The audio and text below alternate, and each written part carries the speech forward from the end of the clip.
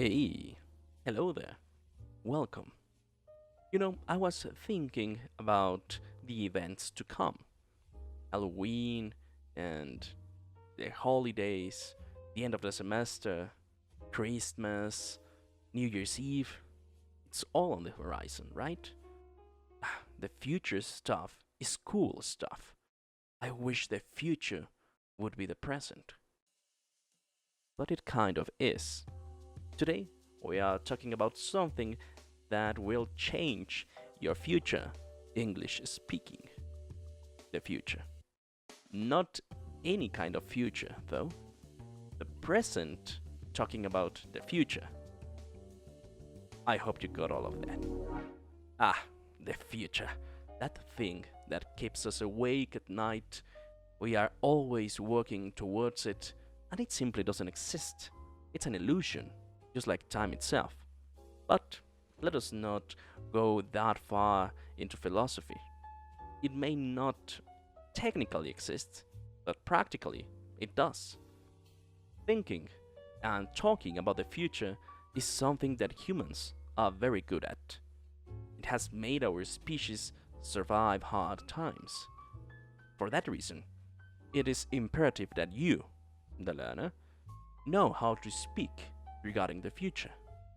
And there are certainly many ways in which you can do this. Let us begin with the present simple. Yes, I know. How am I supposed to talk about the future events when using the present simple? Well, counterintuitively, it works in a specific way. We use the present simple for things that are scheduled, that have a set time in the future. Let me show you. The Puma bus arrives at 7. Imagine if we could say that, but anyway, we can see here that the bus has a set time of arrival, more specifically, in the future. It doesn't matter. We can use the present tense of the verb to arrive to talk about it. Let's see another example. Christmas starts in a month. Here we have it again, the present tense of the verb to start to talk about something that will happen in a month. Easy, right? Let's do just a final example. Tomorrow is Saturday. Once again, this almighty verb to be makes an appearance, showing us what will the future be using its present tense. Nice. But enough of the present simple, let's get spicy.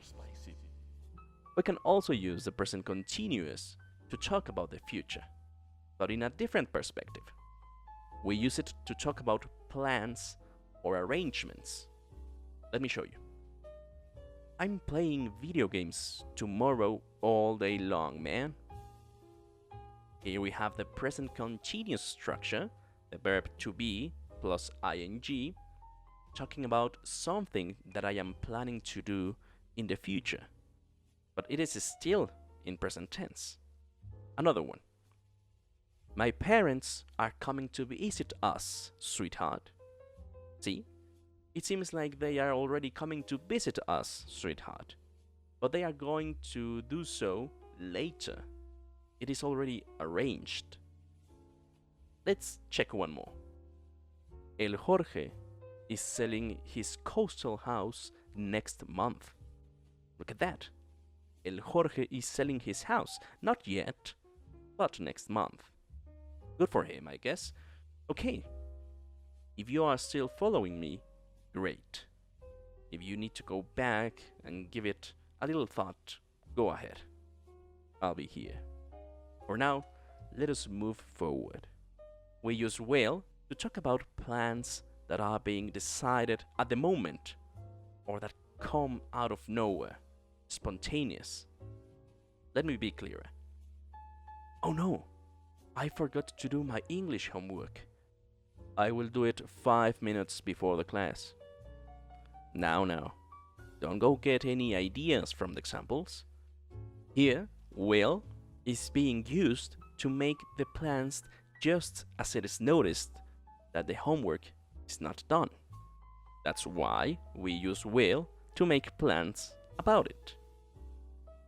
We can also use will to express beliefs about the future. For example, ha, Oscar thinks that Argentina will win the World Cup. Oscar's hopes are into Argentina winning the World Cup. He may not be sure, but he believes in it. We can also use will to mean want to or willing to. She hopes I will go to her funeral. Or Susie said she will help us with the lesson plans. In the first one, she, whoever that is, wants me to go to her funeral. While in this second one, we express that Susie is willing to help us. One other way of using will is to make offers and promises. I know there are a lot of ways of using will, but we're almost there, okay? Listen. I'll see you in the summer, Hippolyta. Or, I will lend you my calculator for your calculus exam. A promise to see someone and an offer. I know that by now everything seems to be mixing up, but worry not. Keep watching and we will, see what I did there? We will make things clearer. The last use of present to speak about the future is be going to. This is used to talk about plans or intentions. Plans again? Well, yes, I know. Just bear with me and everything will be explained. She's going to move to Querétaro. Or, I am going to destroy the universe. These are plans as well. Intentions. There is somewhat of a willing. This is also used to make predictions based on evidence. The sky is cloudy. I think it's going to rain. We are saying this based on the evidence that the sky is cloudy. May not, but the evidence is there. Now, there's a banana peel in front of you, Mario. You are going to slip. Again, the fact that the banana peel is there makes it likely that Mario will slip if he drives through it. Okay, let's address the elephant on the room. They all seem to say the same thing. Ella works on Mondays. Ella is working on Mondays. Ella will work on Mondays. Ella is going to work on Mondays. To be honest, these are mostly the same, really. In fact, you can expect people to use them interchangeably. But you are more than just people. You are an English learner.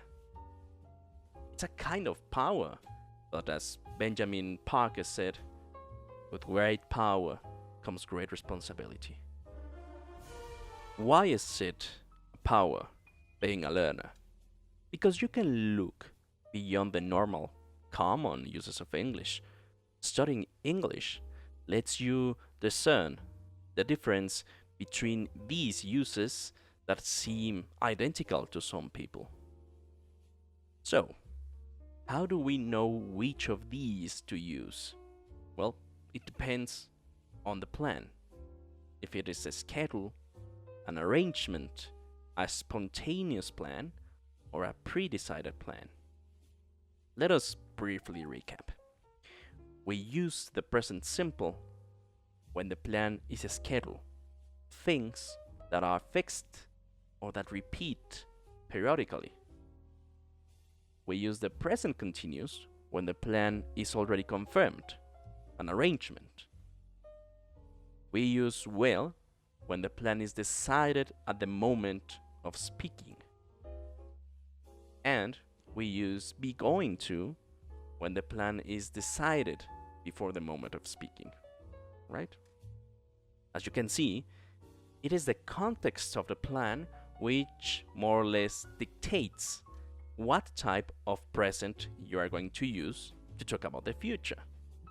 Again, you can interchange these uses in your daily life, but if you want to use them correctly for a presentation or an English exam, this is the way to go. Alright, well, with this recap done, I think we can go back and analyze our previous examples. Ella works on Mondays. Here we are using the present simple because it's something that is fixed in the future. It's a schedule that Ella has. Working on Mondays repeats periodically. That's present simple. Now, Ella is working on Mondays.